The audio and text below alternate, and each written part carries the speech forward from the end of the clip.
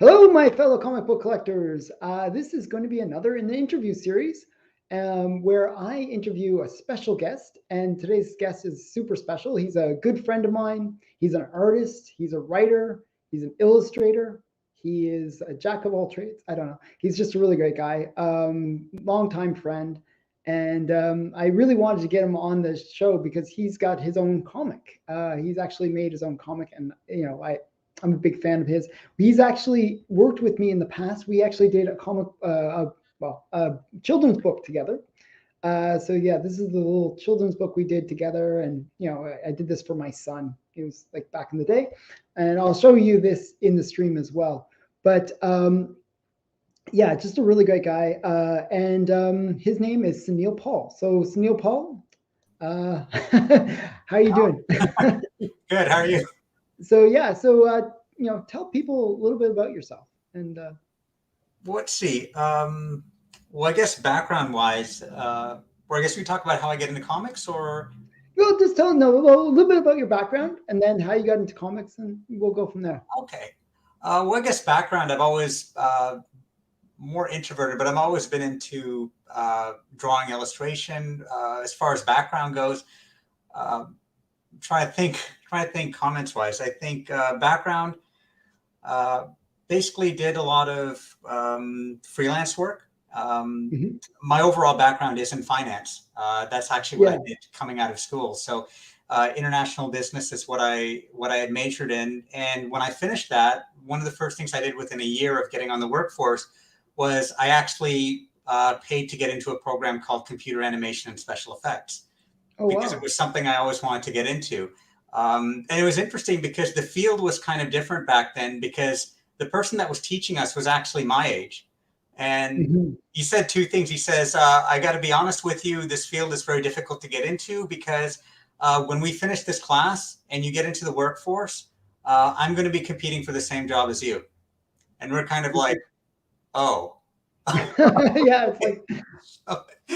So if you're going to train somebody, wouldn't you train them to be like really, really bad so that they're not going to be competitive? Yeah, and I was kind of like, I'm no threat to you. So it's kind of like, it was kind of a bit sobering. It was kind of eye-opening to understand how that field operated a bit differently. But it never really took away my interest in drawing. So it was just something I kept doing on the side. But I knew that mainstream-wise, getting into that field wasn't going to be the way I thought it would be.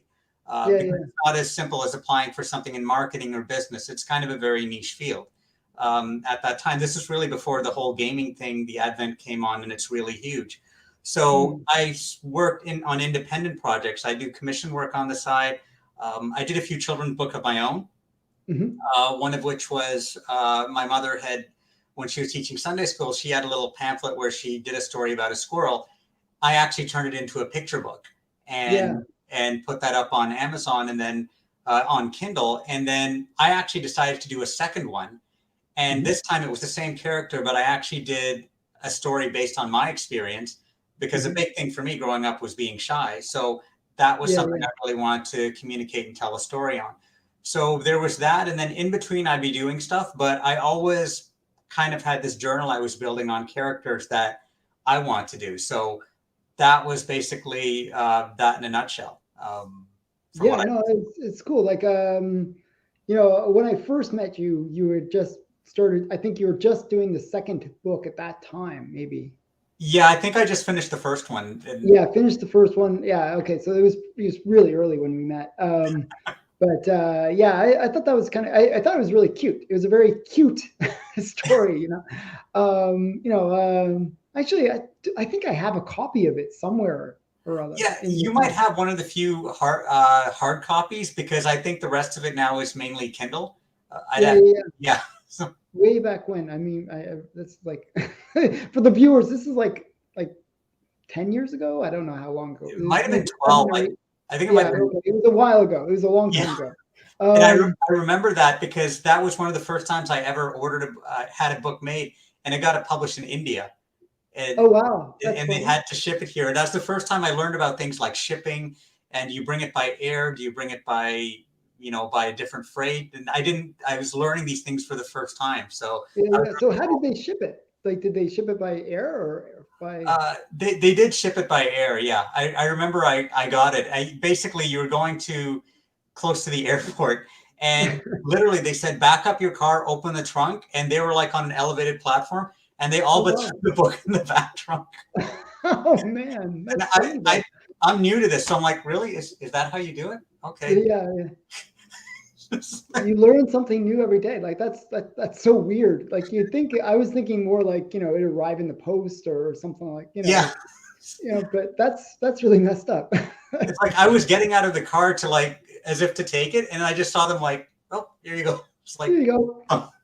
Well, they had good aim. They got in my trunk, but I didn't expect them to do that. And hopefully it didn't mangle the books or anything. But No. One thing I will say, they packed it pretty tight. Like, okay, they must know that that's what happens. yeah. Like I had to use one of those box cutters and had to really be careful because you don't want to go too deep because then you scratch. Yeah, you cut the comics. Yeah. So it's that nylon wire that's around. So they had it bound about 3 or 4 times each way. Oh, So okay. I was like, okay, now I know what to expect the next time. Yeah, well, that's interesting. So I think it was cool when we did our collab together. In terms of like, I want to promote the book, but it was fun. It was fun doing like because I think one of the things that I always kind of enjoyed about your art is the fact that you're very good at translating a scene into something visual. Like so if I write something, when I wrote something, you could kind of visualize or set it up on the in the art to kind of translate that story. So I thought that was quite good. So how did you get into comics? Like, well, it's interesting because like growing up, like I've always loved to draw, but the thing with me growing up as a kid was I was always very, very introverted, like very shy, introverted. I love to draw. Drawing was basically my outlet because I didn't really, growing up, I didn't have a lot of friends at that time, at that point in school.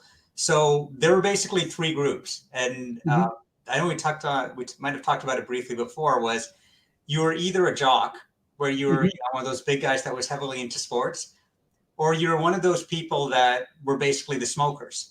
You smoke behind school, smoke. Yeah. Yeah, you went to the LCB or beer store and you were smoking after, and it was so cool because it was so risque. Yeah. And then the third one is you were what we would call the brainers. You were super smart in class. I was none of those. So I didn't get into any one of those. I would have thought you were the brain archetype. Yeah. Well, it's one of those things where I was into sports a little bit, but it was tennis. It was an individual sport, so it didn't fit in. I never did the drinking or smoking. And as far as the grades, my grades were good enough that I'd get by, but they weren't enough that someone would come to me and say, hey, what's the answer for this?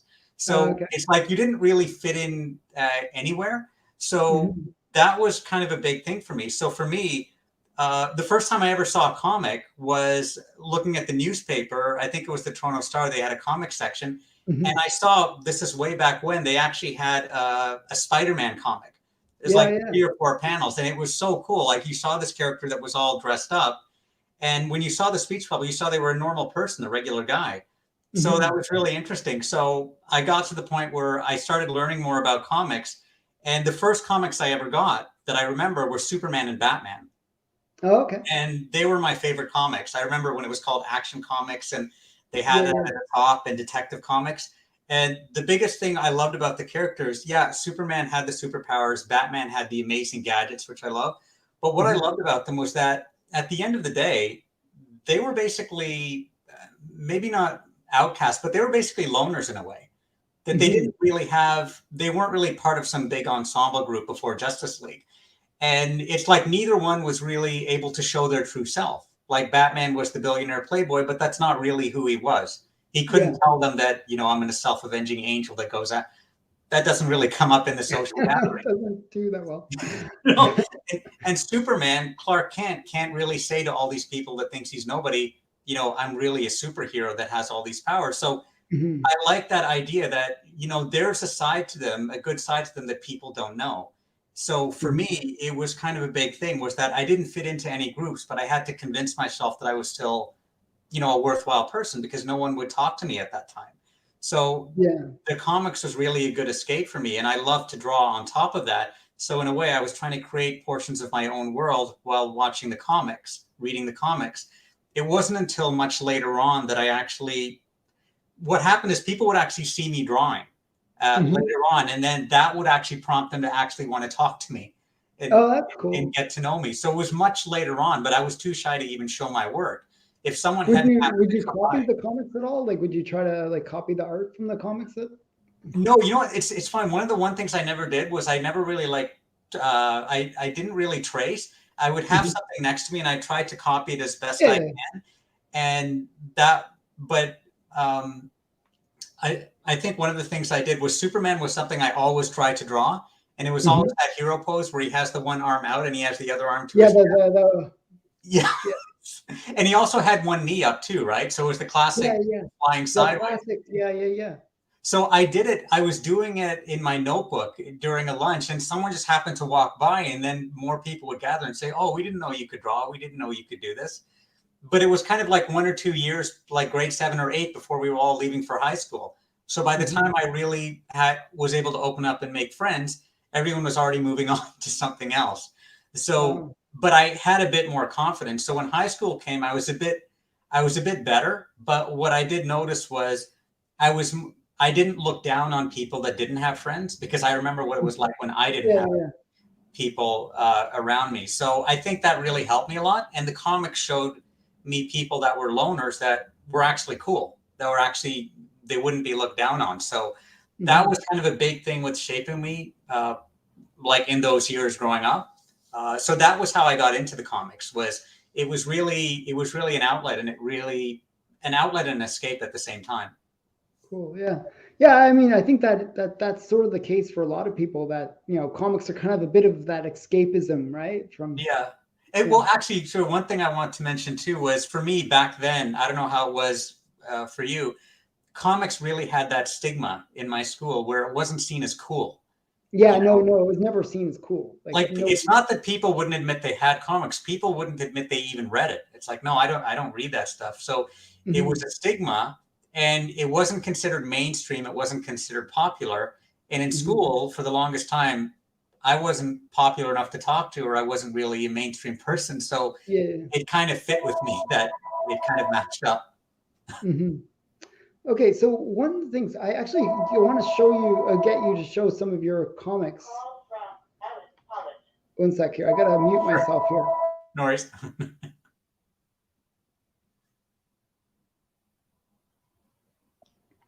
So yeah, so I just want to mute myself while the phone's going on. No worries. So yeah, so that's the fun thing about doing these live recordings. You always have like somebody always wants to call me. Yeah. Like nobody calls me the rest of the day, and then during like I'm doing an interview, have to be serious, have to be professional, and then they start calling me and like. But yeah, so I was gonna say, like, can you show your first comic and like explain about it a little bit, so people can kind of Yeah, get a sense of it. sure. I'm gonna make you big and then hide myself and make you big. Okay. Okay. So hopefully you can see this. So this is the first comic. It's called Squall, The Storm of Choice. And basically the genre is fantasy. And sorry, let me just make sure I have the right angle here. And Yep, there's sure. two characters here, the lead characters. So the character here is, her name is Heisan Obsiana. And you can see her weapon is a scythe. And the other character here is Cyan Wolfengal. She's the other main character, and that's the broadsword she has, a sverd. And the way I have it is the background here for Heisan, if you see, there's a mountaintop here, and at the top is where the palace is. And I always like that idea of the trunk coming down like almost like an elephant's trunk. Hmm. And that's actually the sigil of their house.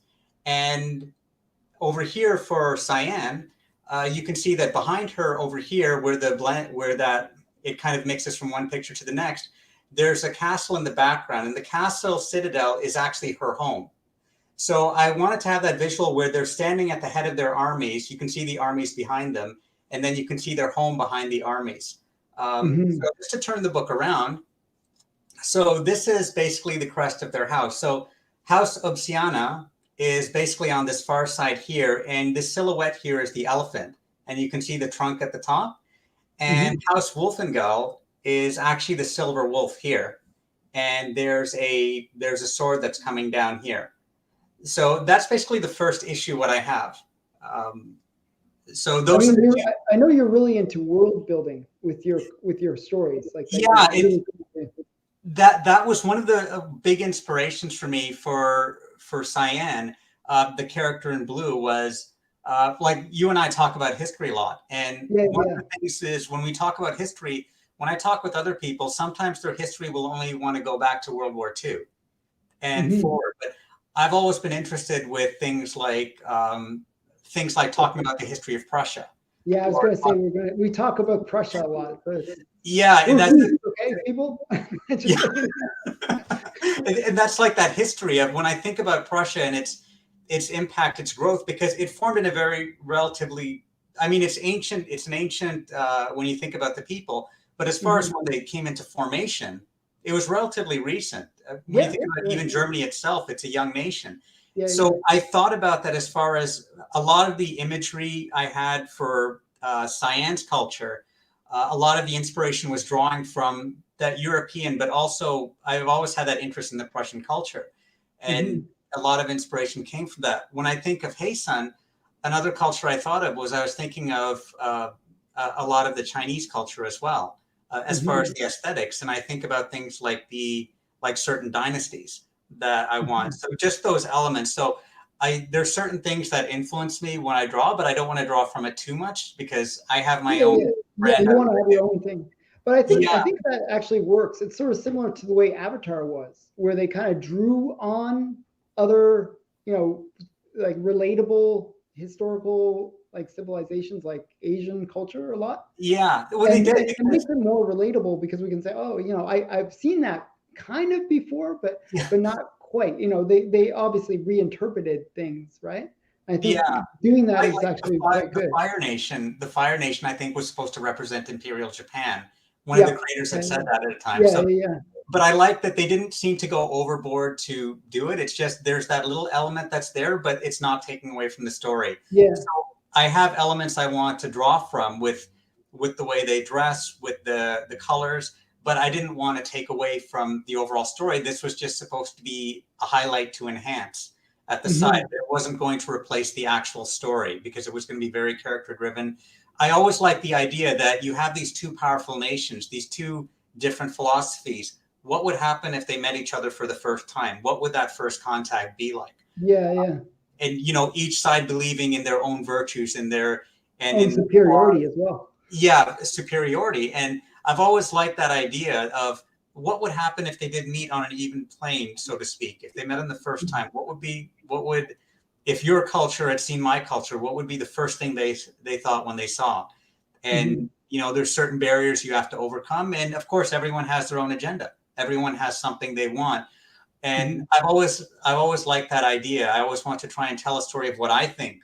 And it's just my own belief, my own ideas on what I think would happen if you had two great cultures coming together, two great armies coming together. They both lead these armies.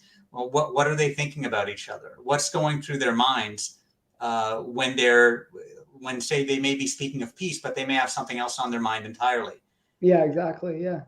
So how about you show some more artwork from the book, and then entice people with the book. So well, this is actually, these pictures I'm going to show are actually from issue 2, which is almost done. So if you look here, so this is a blown up print. The book will not be this big. So this is actually behind Cyan. This was the castle citadel. So you see the tower here, but this is actually all a building. This is all a structure. So what happened is here, you can see this structure actually takes up the entire island, this small island.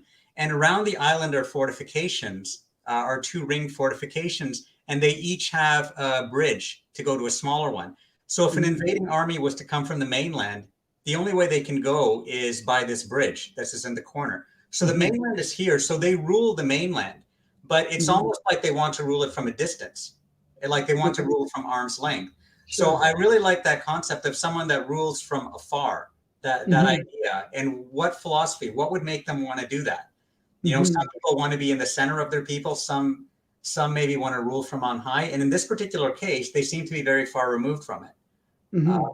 and then you can see the scale that there's actually ships that are within this area, within this ring. So that's one picture. The other one I have here, this one was fun to do.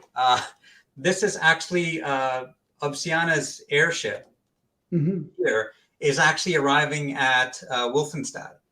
That's Cyan's home. And you can look here, you get an idea of the scale, and you see the people down here, and you see the size of the bridge just to go up to that airship. And this is Hmm. where the delegation is actually, you can see them disembarking, and then you see another picture of them being received uh, Hmm. at the shore. And I just have one last picture here. So this is Cyan. This is Cyan. She's in a ceremonial outfit because she's actually receiving the delegation. So Hmm. all she knows is that they've arrived and she's to meet them. The character you see here is what we call liege protectorate. And the Hmm. liege protectorate, you see them in the first issue as well. This one is in ceremonial white robes, which is for peace for diplomatic meetings. They're normally clad in black and Okay. a dark gray. And I've always liked the visuals, the symbolism of colors. So you see with Cyan in her home, I use blue. Blue Hmm. quickly, blue is a primary color. It's also Yeah. happens to be my favorite color. Growing up, one of the colors I never really wanted to wear or never liked was orange. Uh, Okay. I don't know why. It's just I Yeah, always, orange is not a great color to wear, to tell you the truth. I never liked orange either. So. but the funny thing is, I didn't realize as a kid growing up that orange is actually the opposite of blue on Okay. the color spectrum. Yeah. Yeah. Blue is a primary color and it's a cool color. Hmm. Orange is a warm color and it's a secondary color. But I looked at it that when I look at the blue sky, you think of a stillness. It's frozen in time. It's either day or night. But when you Hmm. think of orange, you think, for me, the symbolism is change, because Hmm. does it mean the sun is coming up or is the sun going down? Yeah, So it's I like like. either like a new day or end of day kind of thing. Yeah. Exactly. And that's what one of the things in here was that in a way the orange symbolizes change with Obsits Noir coming to Wolfenstadt's land, but at the Hmm. same time the blue symbolizes an order of the way things are. Hmm. There's a certain stillness, a stability to it. So I like that imagery working in there too, as well as with the historical uh, references talking about nations too. So all these things kind of played in. And the hardest thing for me was I want to put all these things in, but I don't want to put it all in at the beginning. I want to Yeah, introduce the. you have to kind of drip it, right? Yeah. Gradually build up to it, right? So that's why I wanted to do it a certain way. So issue one, you see the first two characters in it. One thing I Hmm. liked was what I'm really excited about issue two with some of the artwork there is you're actually going to start to see some of the other characters. And Hmm. what I like is you're going to see them interacting with them, but not only are you get an idea more of these new characters, but you also get an idea of Cyan and Heisan, not just because of how they interact, but how people interact with them and what they think. What are their first impressions when they see them for the first time? And one Hmm. of the things I've always loved in some comics is I've always liked that little bio card that you Yeah, kind of yeah. put in there. It doesn't reveal anything plot wise, but it tells you something about the character. So Hmm. in the second issue, I've already have several that I want to put in there to represent the new character, so that when you're reading Hmm. it, you'll be able to go to the back and you'll be able to get an idea to learn more about the character. Again, Hmm. not giving anything away, but just kind of building on who this person is Yeah, that yeah. Cyan or Heisan are seeing for the first time or interacting with. So that was really, really exciting to do that. Yeah, no, that's cool. Yeah, it's always, I think when you either watch a show or read a comic where the writer has really thought about not just the story that's being told, but the whole world that it's being told in, it Yeah. really does add an extra layer. Like that's one thing that I liked about Star Wars. It was not just a story of a boy becoming a man and learning how to use the Force. It was a whole world around that really Yeah. made Star Wars the cool show that it was. if it wasn't for that whole world around it, I don't think Star Wars would have been a popular movie. I think it would just been, oh, okay, we've seen that, we've done that, But Star Wars was unique in the fact that it had this whole world building, and I think people really appreciate that in general. Yeah, that's true. And that was the other thing was when I had these nations, I call it the world of Terra, but really Mhm. it's been divided into two realms, which is a bit of a Mhm. misnomer of what realm means. But the Mhm. realm is basically divided by a great sea. So you have the Mhm. northern nations and you have the southern nations. Each one thinks their realm is their own world, and there's nothing Mhm. beyond it. So they live in relative isolation. And what you'll learn is that that isolation is starting to be broken. But why? Mhm. What's changed? Because everyone is independent, but they've kind of been comfortable with that. Mhm. So it's kind of like it's an uneasy isolation where everyone, anyone believes they're more self-sufficient than they actually are. So you don't Mhm. need anyone. So I've always liked that idea of as a nation, as an empire grows and expands, it realizes that the world around it, you realize two things. One, the world isn't as big as it was before. Yeah. And two, you realize you're not alone. Eventually you're going to come into contact with someone else. And when you do that, what are you going to do? Yeah. What's the thought that goes through your mind? And not just you, but of course you have your advisors, your own people. So I've always thought that's interesting is that the leader pushes their nation, but they're also being pushed by people behind them as well to some extent. Yeah. Yeah. Of course. Yeah. So yeah. So where can people find this book, and Well, issue one is actually available on Amazon now. okay. So it's on Amazon.ca and Amazon.com. I didn't know Mhm. there was really a distinction between them, but I found out. So Now we found out. I mean, now we know. so they're both on Amazon now. And issue two, which you saw the pictures for, that one is I'm looking to have that ready by end of November. Okay. And once that's done, that's going to be on Amazon as well. Okay. That's And cool. yeah. So what I did was I'm looking to have it ready by that time. And yeah. So basically, hopefully, end of November. I'd say I have probably about 6 or 7 panels left, Mhm. like overall pages. And then the great thing about it is I've learned so much from doing the first issue, putting Mhm. everything together. I've learned more about what resolutions are, how to size things properly. Yeah. Yeah. So I was able to go through the second one at a bit of a faster pace. So Mhm. I'm getting things done a lot faster. So that's what's been even more exciting about it too, was that, okay, it's not new for me. I actually know what I'm doing, or I don't know as little as I knew the first time. Yeah. Yeah. Yeah. Well, I mean, the first time you're learning everything, so it's Yeah. it's a lot harder process. It's like, But did you do it at the right DPI? DP what? yeah, What is exactly. that? Yeah, that was one thing I learned when I did my first book too. Like as a when I sent the art over, they're like, it's not going to work because the resolution you gotta. They said you have to go really high DPI, or it just looks totally blurred out. Yeah. Well, that So was one of the funny things with the printer where they said, okay, did you set up the 5 millimeter bleeds? And I was thinking, bleeds? yeah, How do I not make it sound like I have no idea what they're talking about? yeah. It's like, yeah, sure I did. It's just like feign ignorance. So and yeah, and yeah. then as I'm doing it, I'm Googling as I'm talking to them to say, yeah, I know what it is. Oh, yeah, I didn't do that. Okay, let me get Yeah, back to you. yeah. So I mean, that's it's one of the challenges of doing this stuff, especially like as a self-publisher. Where you're doing everything yourself. Like, Yeah, I mean, you don't have a team of people. It's not like Marvel where they have an inker, they have a penciler, they have like 20 people in line just to make one book. Doing it all by yourself is always a challenge. yeah, So, it's hard because I hear about that where you have the inkers, the pencilers, the inkers, and mhm. then you go down the line. And for Yeah, me, yeah, I didn't have anyone. I just did everything on my own. But it yeah, was yeah. cool because as I did the second one, I noticed that my art style was seeming to kind of develop more to where I wanted it to be. Hmm. Because one of the hardest things is to say, I don't want to draw it. I don't want anyone to see it until it's quote unquote perfect. Well, Hmm. in my mind, in art, it's, at least for me, there's no such thing when I look at my work. Yeah, yeah. Try There's to make always it, improvements, right? yeah, Yeah. just try to make it better than the one before. And Mhm. if I hadn't lost that approach, if I hadn't learned to think about it in the right way, I probably never would have done the first book. But it was really important for me to do this, that I wanted to share this and tell it, that story. So that was something I noticed with the second book, was I noticed that I was getting quicker at doing the work, and now I Mhm. know more about the resolution and how to do everything.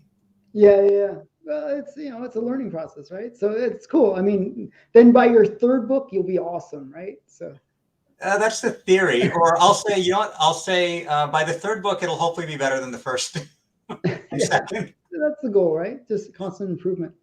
So yeah, so what else are you working on? Like Well, other things I'm doing. So another thing I'm doing is after getting two done, uh, mhm.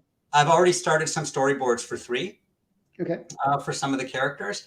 I've also I also have a YouTube channel, and what I do Hmm. is I basically do a lot of drawing videos, Hmm. and one of the things I do is I like doing videos that try to hopefully encourage people to, not give up on drawing, to have more confidence. I think one of my Hmm. favorite videos I've done was called "Finish What You Start," and Hmm. that was a huge thing. Like I'd say one of my biggest criticisms of myself when I did my drawings was if it didn't turn out the way I wanted, I would just junk it. I would just Yeah, throw it aside. and then you'd have like a big stack of papers everywhere or whatever, where you've hated that drawing and just chucked it. I had so many sketchbooks that were just lying around, and I'd go back and look at it and say, why didn't I finish that? And so what I Mhm. did was I basically imposed something on myself to say, whatever I start, I have to finish. And by Mhm. finish, it means I have to do the lines, I have to do the colors, I have to do the backgrounds. I'm Mhm. not allowing myself to move on to another piece of artwork until I finish this one. Mhm. And it was hard because I'm horrible at disciplining myself. So I had to Yeah, yeah. really force myself to do it. But I noticed that I think for me, I started to make gains. I was happier with my work. And that was something in one of my drawing videos. So in my channel, I'm hoping the videos actually kind of help people, really kind of get encouraged to say, you know what, try it out. Even if it's not working out, what I say is try not to leave empty handed. Mhm. Say something's wrong with this particular, draw the whole thing out, try to salvage, make something else in the picture look good. So you salvage something Yeah, and yeah. just finish it, use it, because I look at it that every drawing is actually a learning material for your next one. So that's kind of how I look Good at it philosophy. I because, mean, that's a good, push yourself kind of philosophy. yeah, So yeah, so, I'm gonna wrap up the video, but just quickly, I'm gonna put your links in the description for okay. your Amazon. You have an Instagram account as well where you post some stuff too, right? Yeah, I actually have it on my website. If you go to the website, there's actually the feed for Instagram as well. Uh, Okay, so I'll post your website and I'll also post a link to your Amazon where people okay. can check it out. Do you have a Patreon as well? Yes, I have a Patreon. I actually do put some Squall related work on there that Okay. isn't in the comics. So I do put some of that work in there that, And I it, think you showed some of your commissions there too, right? yeah, I did that. I think I showed you one I did of Hey Sun and Yeah, yeah, yeah, yeah. and Cyan. So that's not Yeah. in that one's not in the comic, but it's on the Patreon page. Yeah, Okay, so that's there. cool. So I'll put that link in there too. Great. So I'm going to wrap it up for today, and I'll probably have you come back on when you release book 2 or book 3, maybe. And if we ever do another book together, I'll definitely plug that. Oh yeah. Um, Sure. and yeah, thanks again, Sunil, for coming on the show. All right. Well, thanks for having me. Thanks. All Okay. Okay. Bye, everyone. right. Take care. Thanks. And Bye. if you, oh yeah, I'm gonna put you in the backstage now, and yeah, so. For those people who are watching these interviews, if you want to have be interviewed in a future show, put it in the comments below. Or if you know a channel that should be interviewed, put it in the comments below, and I'll definitely consider interviewing them. And maybe if you can encourage them to want to be interviewed, that'd be great too. So thanks again, everyone, for watching, and definitely check out Sunil's website. It's really awesome. He has some really amazing artwork that he's done, and check out his 2 books. I mean, they're really great stories. So again, thanks again for watching. Bye for now.